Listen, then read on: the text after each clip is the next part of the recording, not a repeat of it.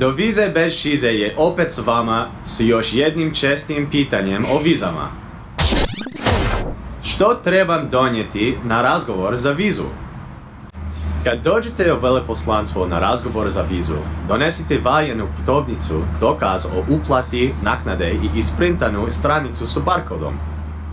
Možete donijeti i druge dokumente koji govore o svrsi vaših putovanja i novcu kojim ćete platiti troškove, te dokaze da se namjeravate vratiti u Hrvatsku, kao na primjer potvrdu o zaposlenju ili potvrdu o statusu studenta ili učenika.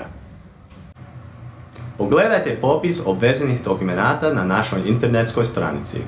Ostanite s nama do sljedećeg izdanja Do vize bez šize.